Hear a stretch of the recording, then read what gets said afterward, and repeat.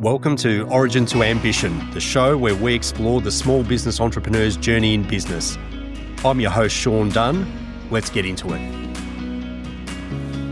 When you took that part-time role, what was your mindset, around, I know you're saying, well, I had to meet payroll, so I had to just had to find some more money, right? But how were you feeling at that time about being self-employed?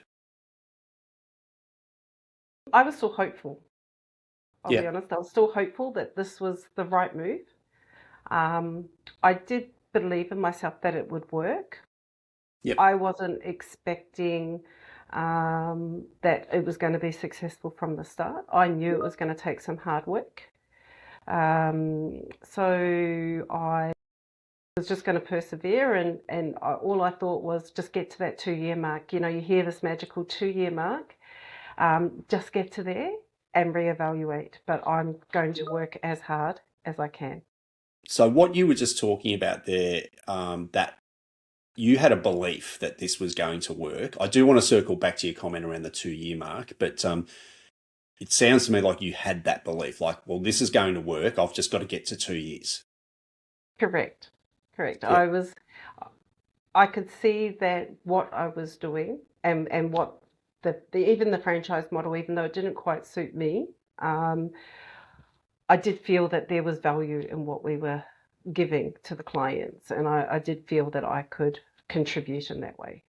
That's why I find it interesting, because I think the temptation for some people would be to say, this is too hard. It's just easier to go back and get a job. And that's okay. I'm not saying that from a judgmental perspective whatsoever, but yeah, that's why I asked that question around how did you feel, and you had a belief, like you were like, well, I'm just going to get this job just basically so I can keep things ticking over and keep all the plates spinning effectively, right? And Correct. but Nothing like a little bit of stress in the mix.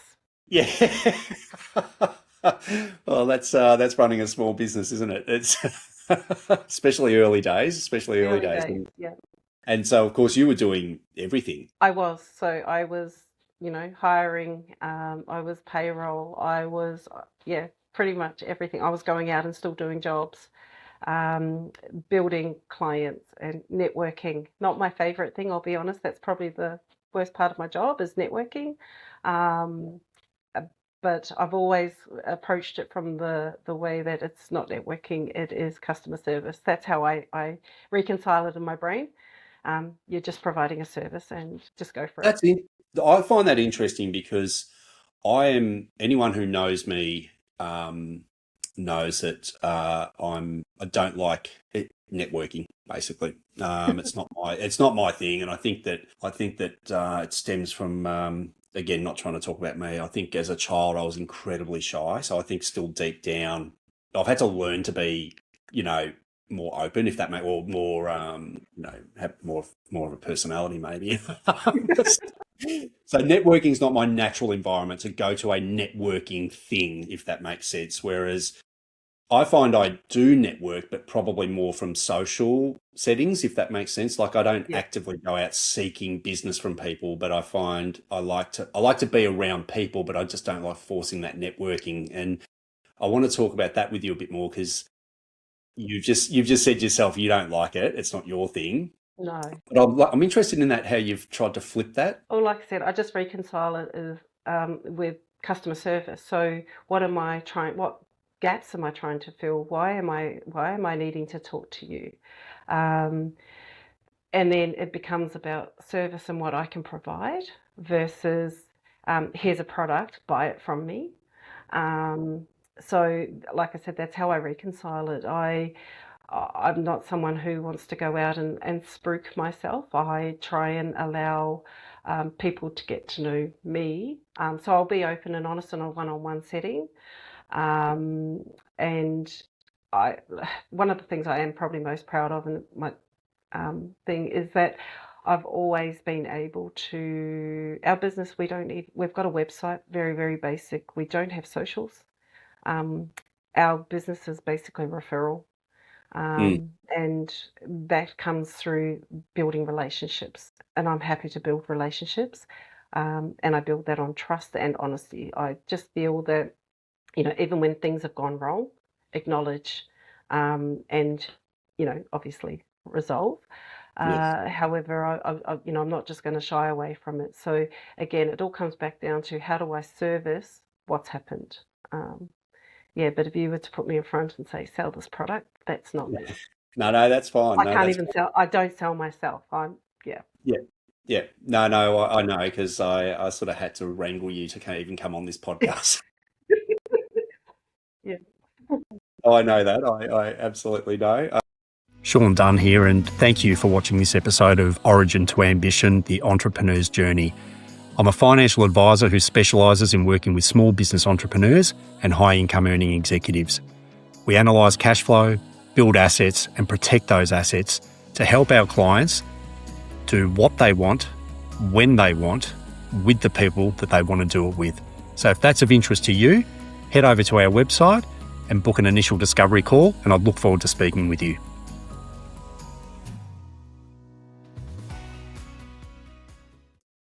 What's the biggest lesson you've learned, just as an entrepreneur? I know you're still trying to get That's your head okay. around being an entrepreneur, but what's the biggest lesson you've learned in running a business, do you think? I would have to say, you can't do it alone. You really can't do it alone. You must lean on the advice of consultants, whether that's tax agents or financial planners, lawyers, but also within the industry, just colleagues. So I'll flick back to I don't like networking, but I absolutely will reach out to colleagues in the industry. Um, are you experiencing this? What's happening here? What are you doing? And I've had the same people have approached me in that same manner. Um, you know, sharing knowledge is really, really important, and not being afraid to ask questions. Mm. And yeah, like I said, seeking help where you need it. Do you would you in a way, I often talk about building a team. So when you're running a business, you need a team, and you've sort of touched on it: financial advisor, tax agent, lawyer, peers. Your peer group. Um, is that something? Do you feel that you did that from the start of the business, or is there something you wish you had have done at the start of the business that maybe you didn't do and you might have implemented sooner, or anything like that? I think I did that pretty early on, because how else do I do my research? How else do I know? I didn't walk into this knowing everything. I Mm. can't even say that I know everything now. You're always learning. The rules are always changing. I just make sure that I'm across it, I understand it, and if I don't understand it, I get help. So yeah, you do absolutely need a team around you. To support and work your way through things. Yeah. So would your advice be to other people? Maybe there's people listening to this that are thinking about starting. They're not even there yet. They're sort of thinking about starting a business. You sound like you did build your team pretty quickly, pretty early, and I wonder whether that's because you've come from a team-based environment. Would that be fair to say? You worked in teams. I've always worked in teams, yes, but also from a sporting background as well. I'm not into individual sports. It's all about being team. I've coached. I've, I'm on committees.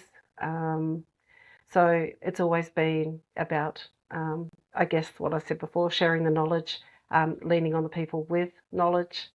Um, yeah, so yeah, definitely team-based, team-oriented. Yeah. What's your just let our listeners know what's your sport of choice? Oh, look, I prefer football, so soccer, but I play hockey and I used to play squash, but yeah, So so so this is interesting because a lot of the people that have also been on this podcast have come from sporting backgrounds or coaching backgrounds and have also been in business. So I'm glad I just uncovered this little nugget because I want to explore that a little bit further with you. Do you feel yourself that there is a significant crossover? And I don't mean that you have to have done this, but I wonder whether it's helpful that if you have been in a sporting team environment and played at some sort of level, like I don't mean have to have played for your country necessarily or anything like that, but you've played at a competitive level, maybe coached at a competitive sort of level, the crossover between that and business. I can only speak from my own experience. Mm. I do think that it's helped me. Um, obviously the skills that you learn in being able to talk to different audiences, it really, really helps. But also the style of how you, or even just the emotional intelligence, I guess, of when, I've coached kids and I've coached adults and I've coached boys and I've coached girls, and they're all different on how you approach them. And then obviously when you're coaching kids, you've got to manage parents. So you also have that dynamic. But Yeah. I do feel that it probably is a way to be that sort of adaptable and flexible in how you approach things. And then obviously being um, a, a player in that environment and being coached, what you like and don't like. Do you need to manage up, manage down? So it gives you access to all these um, connections, I guess, that would definitely be beneficial in business. I'm not saying that you need it in business. It's just Yeah. worked. Yeah. Yeah. Yeah, it's worked But for me they, because that's my experience. yeah. So but they're transferable skills. Yes, they are. Yeah. Yeah. Yeah. Yeah. Having spoken to a number of people on this podcast, I have this idea around, and I've written about this, where high performance people, and I know your thought to that will be is you don't see yourself as high performance or an entrepreneur or whatever. I know that's how you think, but what all of the entrepreneurs I've spoken to um, have an understanding of what I call the rules of the game. So when they get into it, they understand what the rules are and what's going to happen. And one of those rules of the game is that it's going to be very tough very early. And you actually just said that without, I mean, I didn't prompt that from you at all, that you just said, you did your research. In my mind, that's understanding the rules of the game before you start. And you said, okay, I've accepted that the first 2 years is going to be really tough and I'm going to play by the rules of this game. So is that fair to say that Yeah, that's, that's what you've thank you done? much. Yeah. Yeah, you wrapped it up nicely there.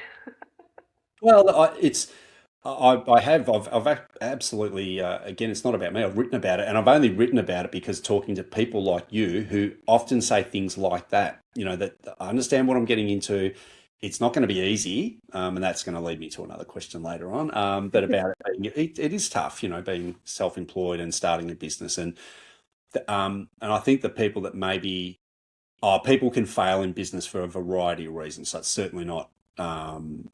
I certainly don't say that from a judging perspective, but I No, think if you it's don't, hard. yeah, it is hard. It is hard.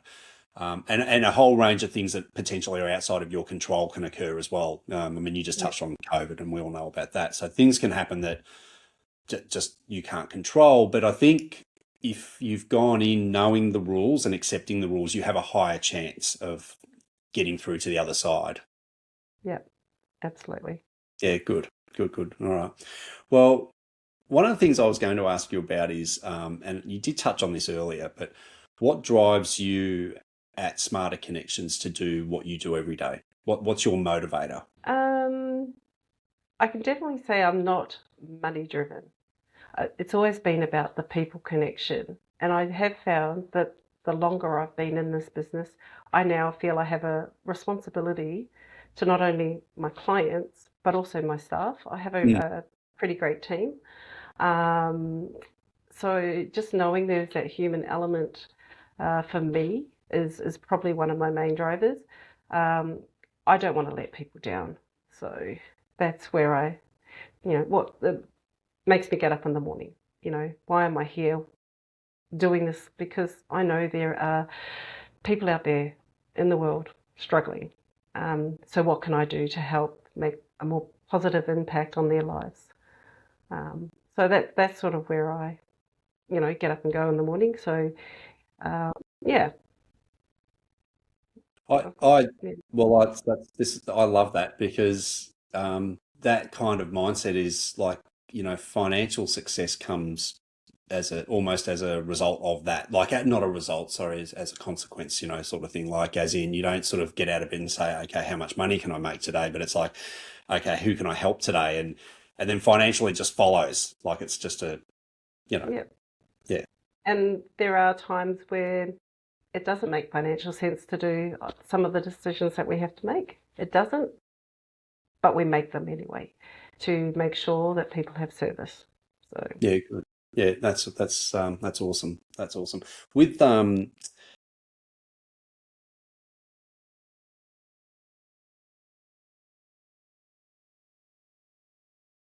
and entrepreneurs, what values do you think are the most important in running a business and looking after customers and looking after staff, your own staff? I would say top of the pile there would be honesty. If you are honest in your transactions, if you are honest with your dealings with people, it'll come back. It'll come back to you. Now, I'm a big believer in, complaints are an opportunity. So if something's Yes. gone wrong, I want to hear about it. I can't fix it, and I'm not talking about just the one-off fixes with just that client. If it's something I need to, in the system or the process or the team member, I need to be able to go back and look at the root cause and be able to, honestly give it a good once-over and make sure that we're doing the right thing. So, yeah, I would hope that, people deal with me in an honest way, and I will Yeah. deal with them in an honest way. So I put honesty right up there, transparency. And that's all for this episode of Origin to Ambition. Thanks for tuning in. To make sure you don't miss our next conversation, be sure to subscribe on Apple Podcasts, Spotify, or wherever you listen in. For more information, you can visit us at dominiumcapital.com.au, and we'll see you next time.